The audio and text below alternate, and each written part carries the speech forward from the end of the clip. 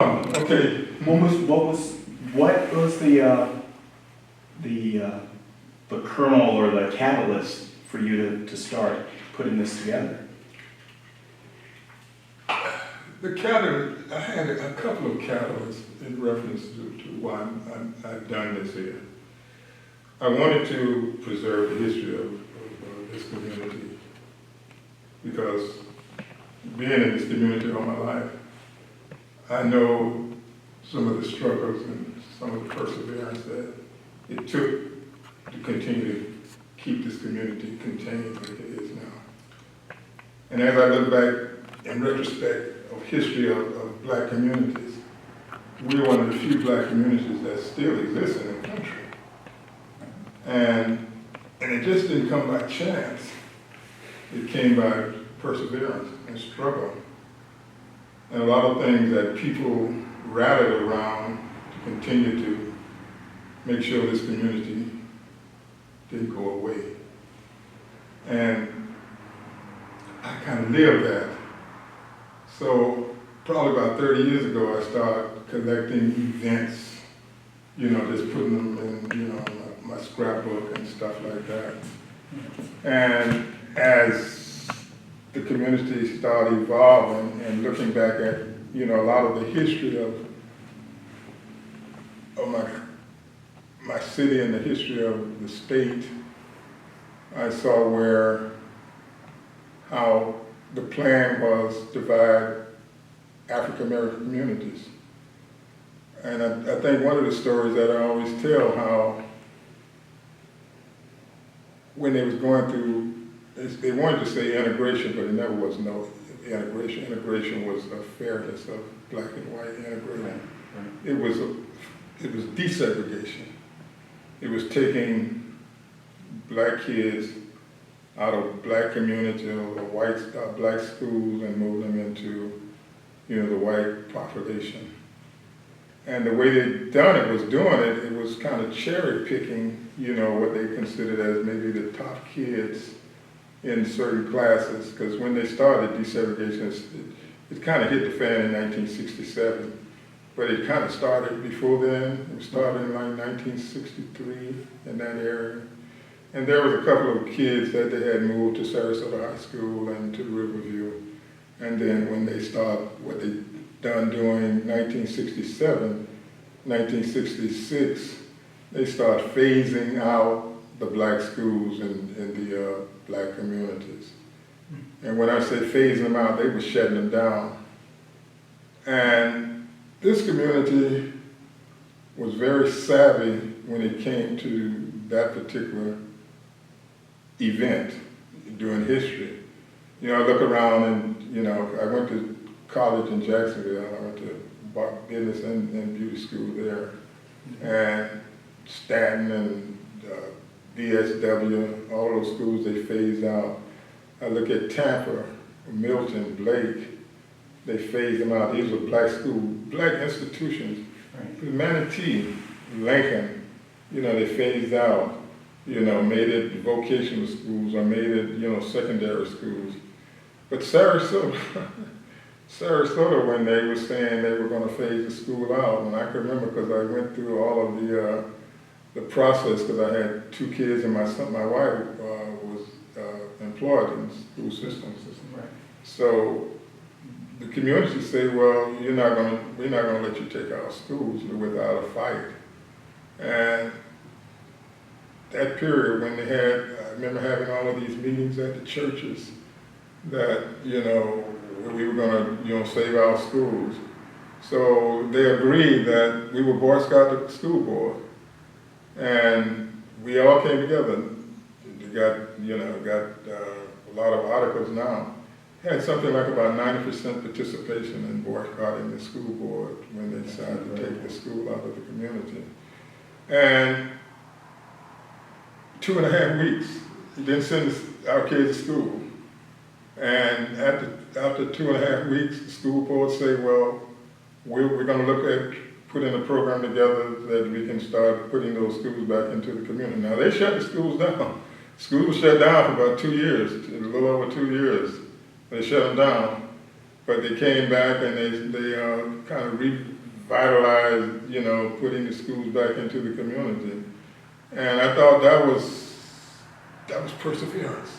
That was like, we're just not gonna let you, take our schools. So and that's some of the things that I talk about in my history, of this community here.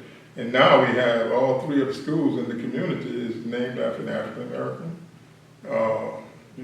We have 3 African American principals in the school. We just done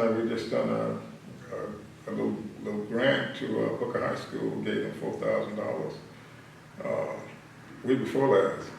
And the ratio there at that, before this year, it was like a third, Hispanics, whites, and African Americans. But now the community the dynamics of the community is changing. The ratio now is 40% Hispanic, 29% African Americans, and 25% blacks. So that shows what is happening in the community. And just to sit here and just talk about this community, I was just looking at a document the other day. It was talking about Tampa, Central Avenue. Central Avenue was that was the black community, and how they ran the expressway, I-75, wanted the expressway right through the heart of the community. And the community, they lost the schools, they lost the churches, they lost, they just divided the community.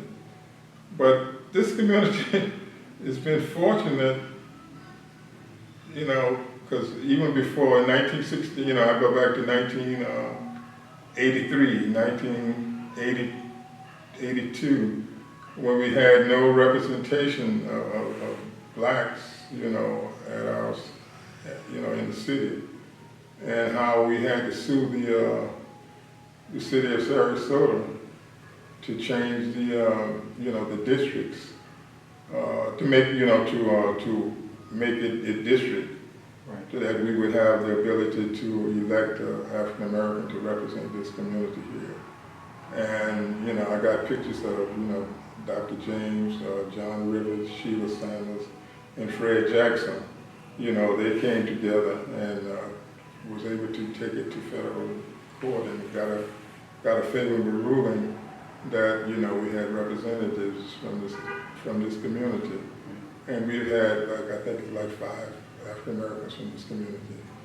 We're going through some transition now with some of the politics that concerns me, but we'll get on that too. But at least 2 of the people that came from this community and served on the talking about the city commission. 2 of them became mayor. Yeah, 2 of them became mayor. Fred Atkins. Well, Fred Atkins, Willie Shaw. And both of them became mayor. Willie Shaw was married twice, I think. Fred Atkins was married 2 or 3 times too. So, we did get some representation from this community. And all of that helped to continue to contain this community to where it is now. Right now, I feel that we don't have a strong voice in this community, not coming from City Hall. So we'll have to give a strong voice coming from the community. From the community? Yeah. To make it for the... Yeah, they are from that don't have that voice. But these are some of the things that, that resonate, in my psyche of the history of this community. And just really proud of the community. And the second thing, just retaining the history, but I think the second thing was to make sure this community didn't go away. And I talk about doing segregation. That's the issue. He's loud. That's what we needed at the table. Come on in. We'll be taping. One of the things that was important to me was how do we continue to protect this community and to save this community. And I kind of look back at at the history of this community and a lot of other inner city communities, and why we were during those periods, during the 30s, 40s, and 50s, and 60s, and 70s, that our communities under Jim Crow and segregation was very successful communities. You know, they were successful. You know, I always go to my little, you know, business directory, Black Business Directory, and I'm proud of that, Black Business Directory. We had over 70 businesses in this community. And was most of that along the corridor here of 20, what was then 27th? It was 27th Street. Most of it was, now it's in LK. now it's, yes, Dr. MLK. Wait, there's another history issue that we deal with. Yeah. But even, not just even 27th Street, Osprey Avenue. I'm sitting right here now where our first doctor was, in my building, our first African-American doctor. Dr. Chanel? Dr. Chanel. And right across the street, we had our first dentist, Dr. McAllison. And all of that little complex over there, they had businesses there. You know, I started working right across the street there. But right down this corridor here, you know, we had the Broxtons, we had the Gatters, we had the Solomons, we had the Bakers, we had the Sister Olay, we had Sister O'Kellen, Sister Kellen, you know, and Shark and added some more. But all of that down Osprey Avenue was flourishing businesses. And then he would turn the corner on 35th Street. We had businesses there, we had midwives, we had taverns, we had restaurants.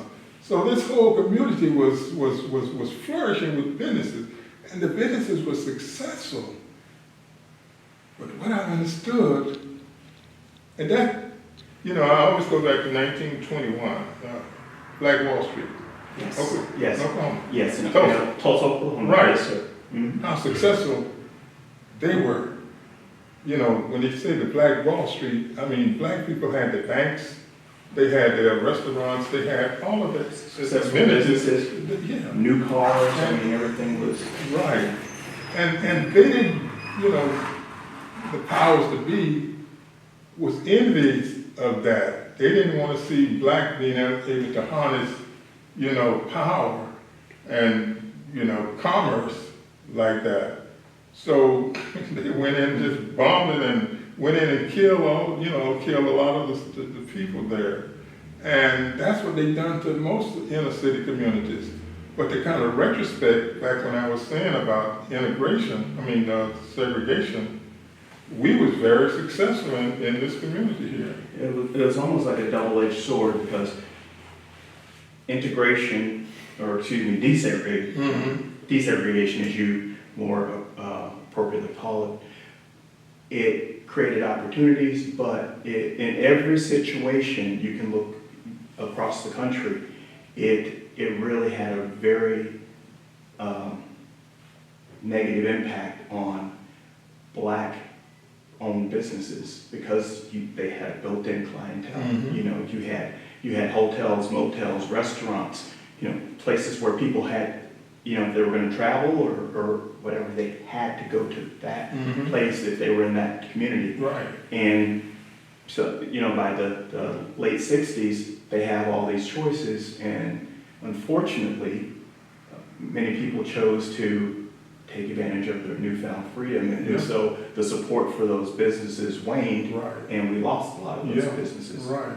Can you talk a little bit about what you remember of that period right here in Newtown, how it affected our businesses here? Yes. Well, it really, we had over 70 black businesses, but a lot of the first established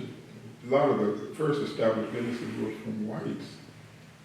And they came in, I remember Perry and Wynn and a couple of other businesses, they were white businesses, but they had blacks working for them. And as things started evolving, blacks was able to take over the businesses.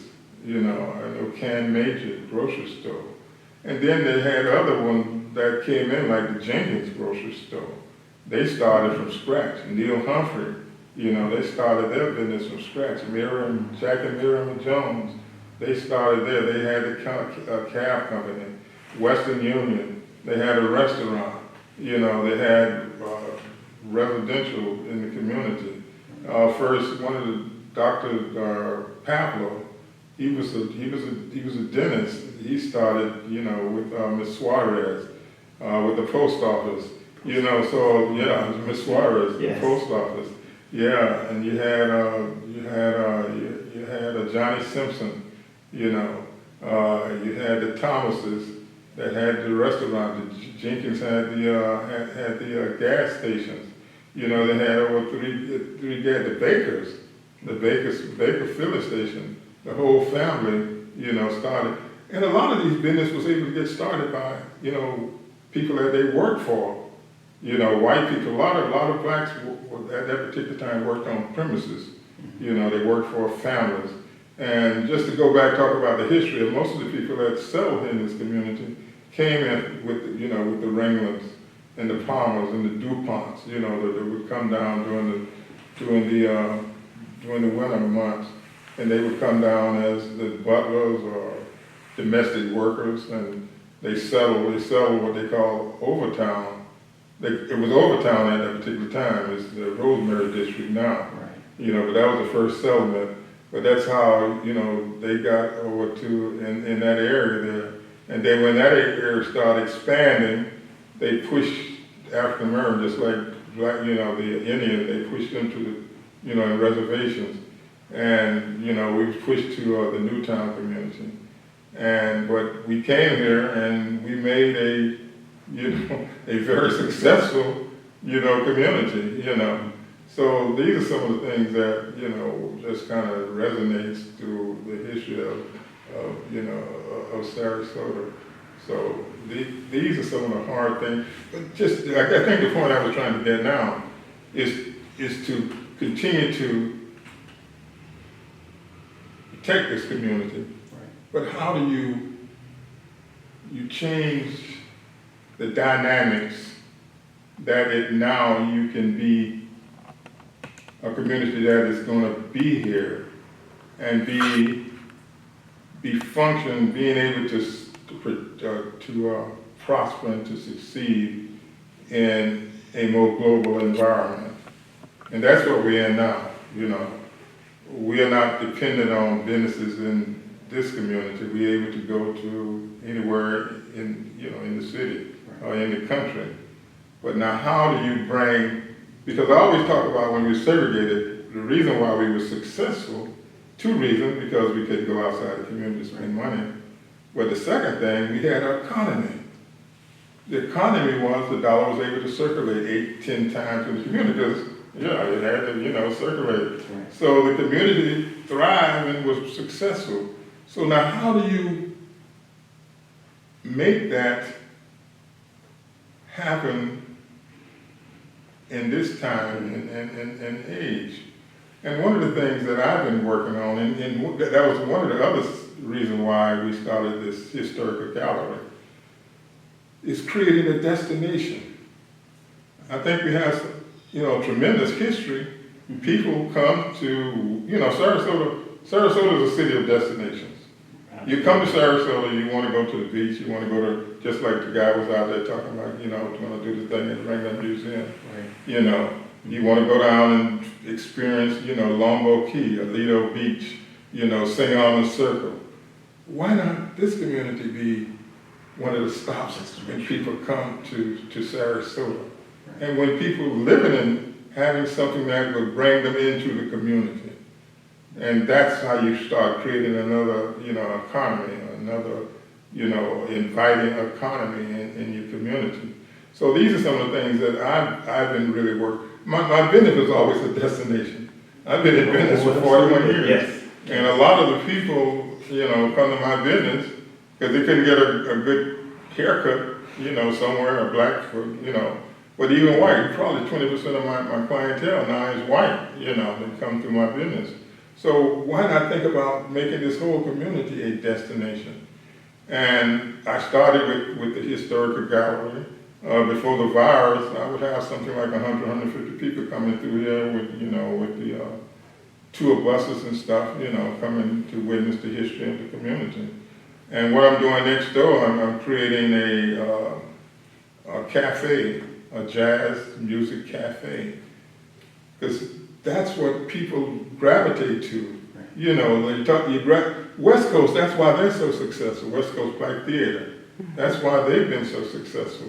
That's a destination. They have, culture, black art, black music, black, So creating that same kind of atmosphere here in this community here, that's the direction I've been working to take this community now. Bringing, African American cuisine into the community, bringing good music, Right. capitalizing on jazz and blues and gospel. Everybody enjoy that. Right. Huh? And creating a place where people can see the history. And can see the history of this community. So it's not about turning back the clock. It's not about the diversity of the community is a strength. It's a good thing. And it's really amazing to come to this community now and see, not black faces, but white faces, Latino faces. Yeah. It's really amazing. But to keep the community here and to make it a destination where people actually come in and spend an evening or a day here. Right. And spend money in this community that ultimately winds up staying in the community. Yeah, and that's important. I mean, success, you talk about capitalism, it's all about being able to contain the dollar. And if you don't have a way of containing the dollar, you're going to kind of lose out, and that's what happened to so many black communities. That's why, they go away. But if we can find, institutions and businesses that can restart, and opportunity, and for black, entrepreneurs to, invest in the community and to be able to make money. And I look at the assets of this community. A lot of times we're so fearful of gentrification.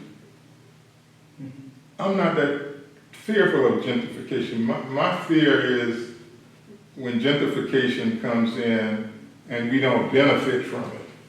We have to be the beneficiary of gentrification. We have to have ownership in it.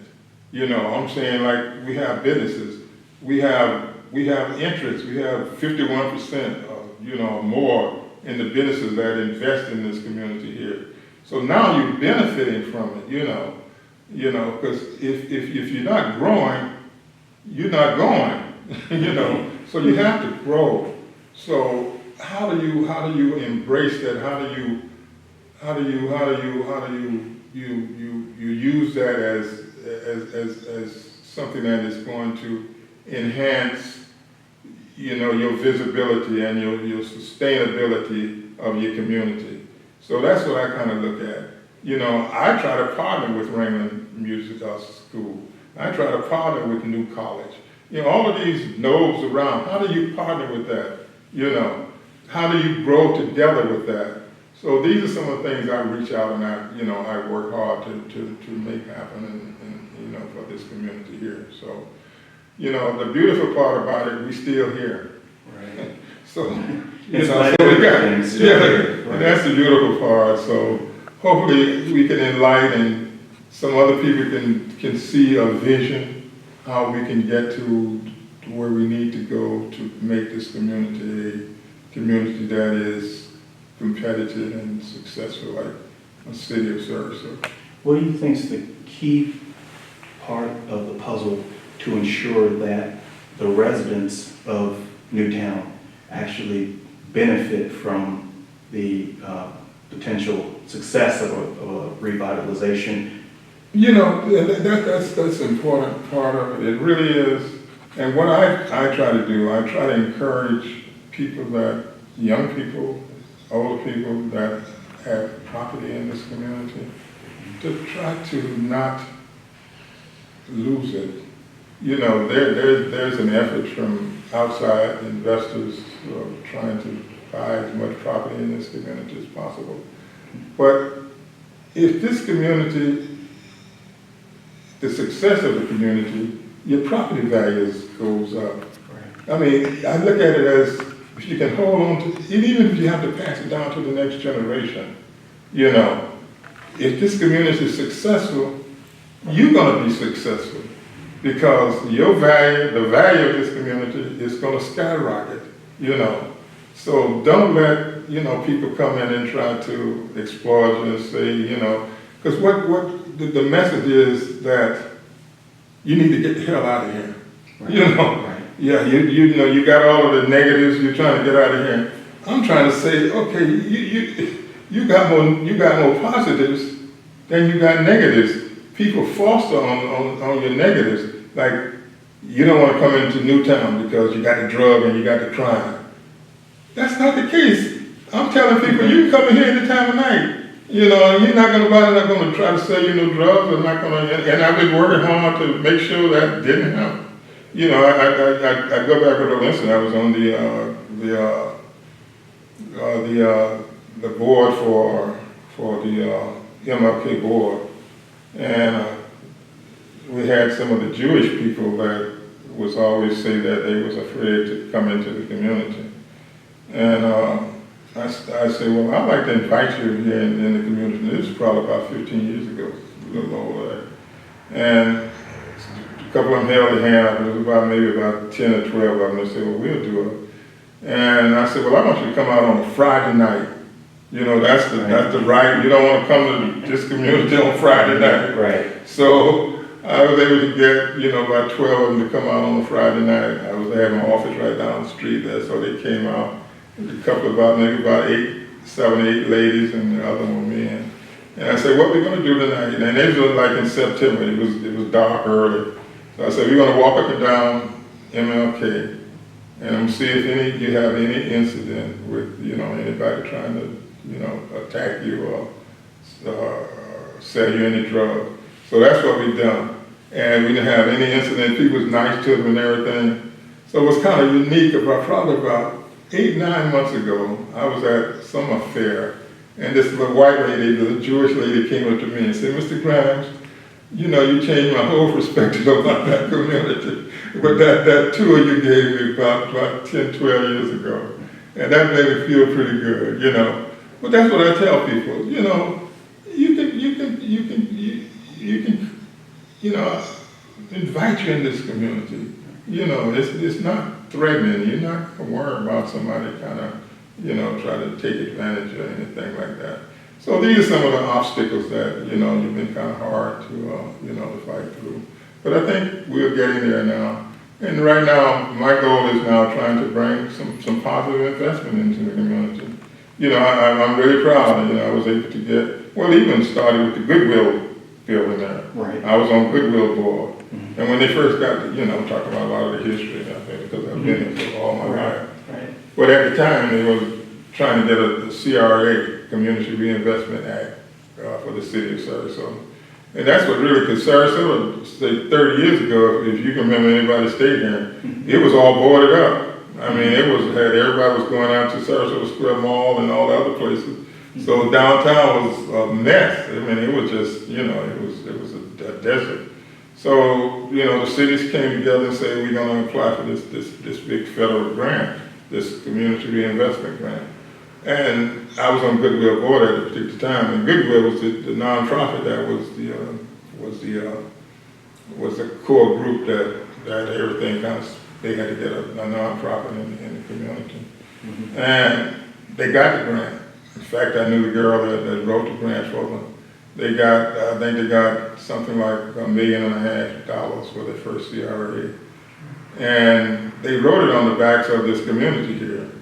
It was an underserved, you know, depressed community. That's how they go at it. Right. And they was gonna, you know, infuse, you know, this community with workers and stuff like that. And they was able to, when they got the grant, they got it was two black workers that they used. So I went to Goodwill, Don Roberts, he was the president at a particular time, and I said, I'm gonna blackmail y'all for us. You know, do something, yeah, for this community here. Right. So that's when they decided to put the Goodwill Center over there. And the beautiful part about that was just one of the beautiful, and he never was able to reconcile with the city of Sarasota. They still exploited us. But we was able to get that building there. And at that particular time, we had 60% people from the community in that building. Calvin Bryan, he was a general contractor at that time. And we was able to get 60% of people that built that building. So that was kind of the first step, you know, reinvestment from outside the community in Newtown. The medical center there, Dr. Hill and myself. Right. Yeah, right, the medical center there. I mean, I'm just in the research stuff now. Right, Sarasota Memorial. Yes, Sarasota Memorial, right. Mm-hmm. He came to me probably about 8 or 9 years ago. Since I had, you know, Greater Newtown Community Development Corporation. Right. And we had talked about bringing medical services in the community. So since I was on Goodwill board, I said, well, why not we, you know, because they want you to do it on the weekends. And I said, well, you know, let's see if we can utilize the Goodwill building there to do that. So they started out with the medical. They would come in and do the blood pressure. And people they would come in if they need, you know, had sugar diabetes, they were able to check them and everything. So that's how it started. And they, you know, Memorial Hospital had wrote a grant to do that. So it evolved to bringing the medical center over. They saw so many opportunities that to invest in this community. And the reason was the opportunity was that they trained a lot of their doctors. You know, they worked with Florida State. They trained with Florida State, but they trained a lot of their doctors in their, if you notice, Memorial Hospital, they got satellites all over Sarasota. I mean, it's one of the biggest institutions in the Sarasota, and probably one of the, I think it's number one, maybe it's outside the school board that hired African Americans, you know, from Sarasota. But they saw the opportunity of investing, you know, a medical center. And they have like about 10, 12 doctors over there. They're going through the training, and probably about 7 or 8 of them are African American doctors. So they've been very successful. So that's how he was able to get that. North County Library, you know, we've been trying to get a library in this community forever. And this county was, you know, hesitant. They were trying to do it on 41. Who's always been an advocate that need to be in the neighborhood, be in the community. So we worked hard to getting the North County Library. Myself and Jimmy DeBose, he's one of the Bowles boys, knew the guy that owned that property there. So we was able to talk to him because they didn't want to spend a lot of money to, you know, because the dirt is really the problem. Right. They was able to negotiate the property there. So we was able to start the North County Library. Now we just named it after Betty Johnson Library, and I could show you some history of her. But we was able to negotiate it. And at that time, I was with my nonprofit, we was able to get 35% minority participation to build a library. So these are some of the institutions that is kind of setting the groundwork to sustain this community. We got the little SOAR program across the street there, Jackie Falk. Right. That's an excellent little program. You can do a little something on that. In fact, I brought a group together about 2 weeks ago. And one of my clients, he has some resources, dollars. So we was able to bring Jackie and her people, some people on her board. Harriet Moore, I know she's been in the paper a lot. She's on the board there. I brought those three together here. Mm-hmm. So he came in yesterday. We had to get an itemized list, some of the things that she needed for the program to continue the program. So we was able to get some resources to her over there. And even the person that built that location there, we honored him probably about 3 or 4 years ago.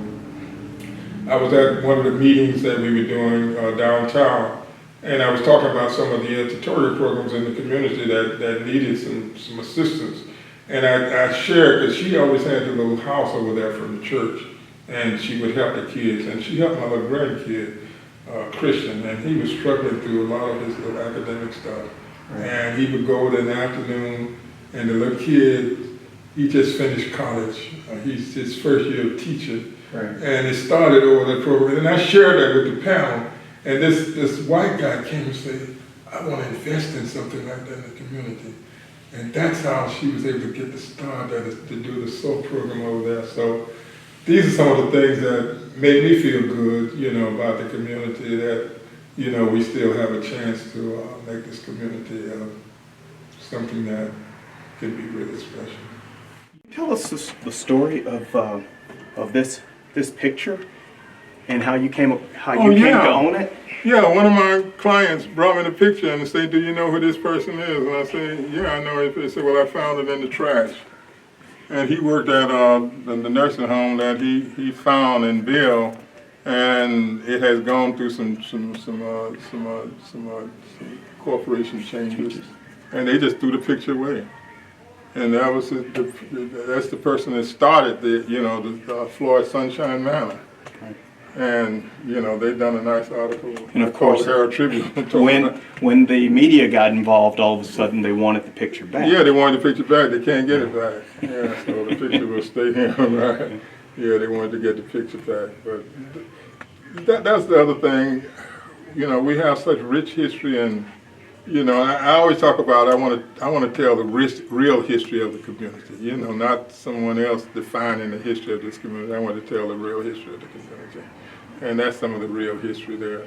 And you know, the first people that was able to retire to come to Sarasota, first of all, a lot of them was Tuskegee Airmen. It was a part of the Tuskegee Airmen that came down. They had a realtor that came out of Washington, D.C., and I'm trying to call her name, and I got to get her name. But she came down and she saw such opportunity is bringing a new demographic of young people, black people who was able to retire. The first wave of retirees was in probably the late 60s. And when they came to Sarasota, they couldn't live in the white communities. They had to live in the black community. My first neighbor, because I've been in my neighborhood ever since I was I married at 23, I was there at 25 on, but they came out of Cleveland, Ohio. And a lot of them had to locate in the black communities. The one right across the street there, used to be Pitt's Apartments now. It's owned by it's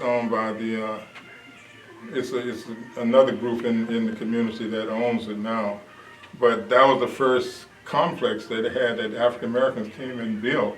They came out of New Jersey, okay, and they built the Pitt's Apartments there. But that was the first migration of African Americans was able to come into. Well, you see where the socializing here. You know, they socialized. They was at the Hyatt House and all of the places.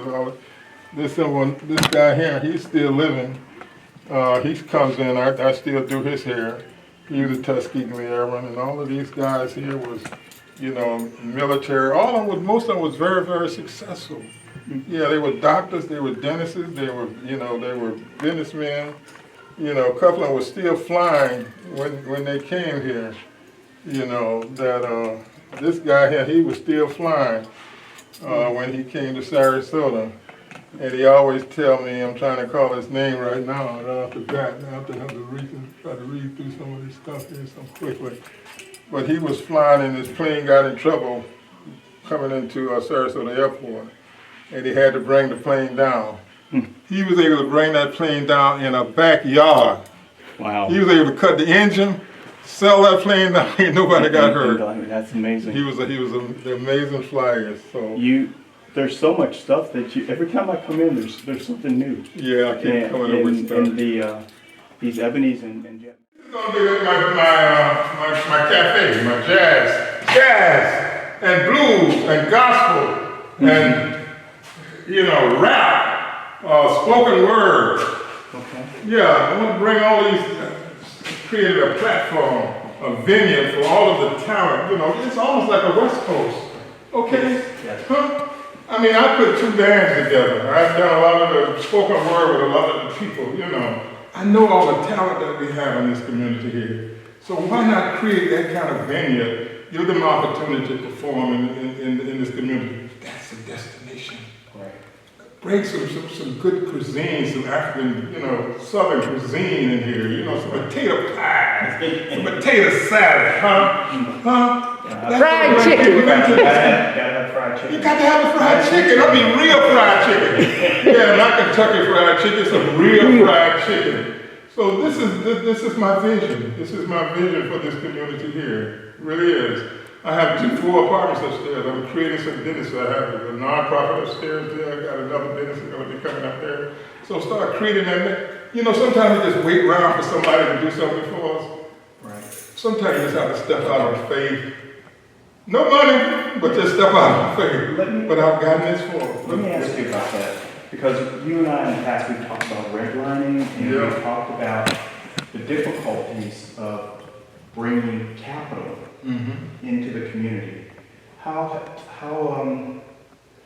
have you personally dealt with overcoming that hurdle? Well, they did have a little city grant. It was like $29,000. You know, that's not a. And then you had the match. It went up to $40,000. But that's why I say sometimes if you can work with some of your surroundings, you know, I had to come up with like $11,000 out of pocket even to access the grant. It's a hard grant for working in this community because how many people got $11,000 to $12,000? They got that. But I went to Larry Thompson and Raymond because, you know, I always say that, you know, when I was starting the gallery, you know, okay, hey, you invest back in this community. You didn't almost come up in this community. You have to give something back in this community so it can sustain itself too, you know. So Raymond came together and came up with, you know, with the matching, helping with the matching funds. I came with some out of my pocket, but he came up with some of the matching funds. So we was able to start all this, you know, I was able to do a lot of stuff with the gallery, you know, to get to this point. Right. I'm really kind of at a point now because I've expended all of the dollars in the grant, you know, because I want to go big, you know. I could have just went on and put, you know, some repairs to my building because it was kind of like a business plan. And I did do some repairs, steps and roof and stuff like that. Right. But I wanted to go big, something that's going to impact this community. So that's how I started. So we got all the electrical done. We pretty much through with, you know, got all the inspection on the electrical. We got all we're getting the last inspection on the plumbing. Got all of the plumbing in. So now I'm just putting, you know, some doors, doing the floors, and hopefully we'll be ready to go. You know, so that's, you know, that's where we are. What's your time horizon? How soon? Well, you know, the virus kind of shut everything down, you know, it really did. So I'm saying probably, you know, maybe September, October of this year. You know, I'm saying, you know, maybe 4 or 5 months away from where we wanted to go. Okay. And if I can kind of look at opening up, you know, going into what we call the season of Sarasota, when, you know, the tourists start coming back, I'll hopefully be in a pretty good, you know, situation. But hopefully, you know, as we move through getting this finished, hopefully in the next 2 or 3 months, hopefully I'll be able to get this finished. Yeah. So I didn't realize how it's a good sized space. Oh yeah. So if you ever been to a jazz club, it's always intimate. It's an intimate setting, you know. Yes. You get 30, I can get 30 people in here, you know, 35 people in here, and comfortable, you know. And that's right up on the music. I'll put my stage right over there, you know, right up on the music, and, you know, we'll start kicking it. Yeah. And then I'm going to work with a little restaurant next door there. The food is pretty good, you know, so we'll work out some kind of way where he can, you know, bring, you know, different menus. I can have a menu. They can have, you know, whatever, the fried chicken and all of that kind of stuff. They can do it next door, and we can kind of, you know, coordinate with all of that, you know. But what I like to bring, I like to do the Starbucks kind of thing, like the mocha and the, you know, the coffee and, you know, the coffee and the pastries. Yeah, and the pastries and stuff like that. Yeah, so I'm putting it out in my head, you know. So I think we got that. And then I would like to unpack this whole little area here. I have an opportunity to get some of the property next door. In fact, I owned it at one time. But I'm still, because the little guy that owned the property, he want to be a partner in anything I do in here. So he said, I'll throw the property in. So we'll look at some opportunities there. Get the little facelift with the little building right across the street there. So this could be like a little mecca. This will be like downtown Newtown. You know, right? Yeah, downtown Newtown. Yeah. So these are some of the things. Got Goodwill. I still have a tremendous relationship with Goodwill. We we'll do some things with that, so we can kind of create a tremendous little mecca right in this little area here. So, you know, that's when I get up in the morning, you know, trying to do. But it's all come from the history. Right. Yeah. So if I were a young entrepreneur starting out, Newtown wouldn't be a bad place to. No, I think it's because you know, that's what it is for the next generation. You know, now they have a start. You know, they have something they can put their feet in. You know, they got a start. Because it's just hard for a black person trying to look for investment in the general population. Right. You know, but we can create an opportunity right here in this community here, and you can step in and, you know, you can start your businesses or, you know, start what you're going to do and, you know, build it up and bring it, you know, to the next, your kids and your kids and your kids. And this community can sustain itself throughout, you know, generation to generation. Generational wealth for the African American community as a whole has been a challenge with redlining and things of that nature. Yeah. So. Well, you know, I got a couple of stories about redlining. But the great thing is that although there are still plenty of obstacles, and a lot of the obstacles are under the table now, what your generation, you know, the path that you, you know, made for us, is that you dealt with all of the, you dealt with all of the doors being closed in your face. You dealt with the, you know, it wasn't a matter of a financial institution finding a reason not to give you money. They would just flat out tell you, we're not going to give you money, you're in Newtown.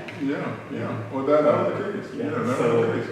You was in the wrong zip code. Yes, so your generation has definitely paved the way, started the work, and, you know, it's up to the next generation to pick up the baton and keep going. Right. And I think been the most frustrating, I guess, you know, and I know, I've always been a visionary kind of person, you know, I'm always looking at the future and looking at the history and saying, okay, the history, you know, dictate, you know, the future.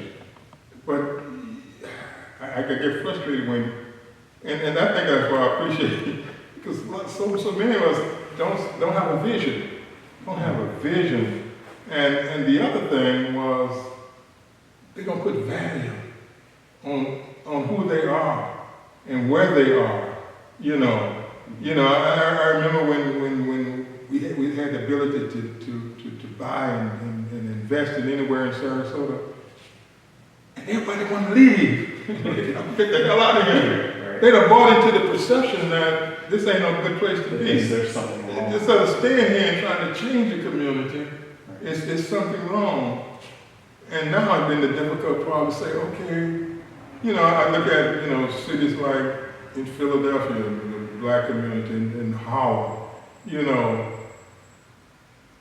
they flee to the suburbs.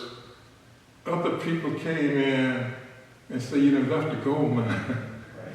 Now we're gonna reap the gold out of this mine. And that's what I'm saying about this community here. I still see that this is the gold mine right here. Right here where you are now is the highest area in Sarasota, right where you're standing now. You know, you're 5 minutes from the beach, you're 5 minutes from downtown, you're 5 minutes from the airport. That's value. Right. But you got to see it. If you don't, you don't see it, it flees away from you. It's going to go on. Somebody else going to see it and they're going to take it. You're not going to know what you have, and you're going to leave an opportunity for someone else to come along. Then you're going to be mad. I shoulda, coulda, woulda. Exactly. It's too late then. Right. You know.